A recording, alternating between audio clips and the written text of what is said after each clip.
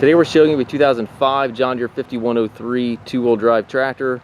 Tractor has just over 600 hours on it. It's a nice clean tractor. Engine is prior to the Tier 4 emission regulation, so it has none of the Tier 4 exhaust filters on the engine whatsoever. So completely pre-emission engine. Very nice tractor, paint's nice and bright. Again, this is a two-wheel drive tractor. Has the straight 9-speed gear transmission.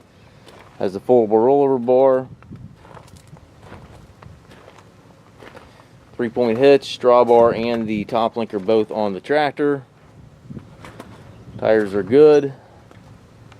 It's a nice clean tractor. If you're looking for a tractor to do some brush hogging, rake some hay, ted some hay, run a small square baler, anything of that nature, really nice fit.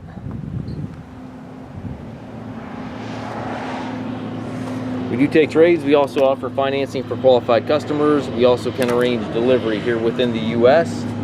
If you have questions regarding this tractor or any of our other used tractors, please contact us at Mast Tractor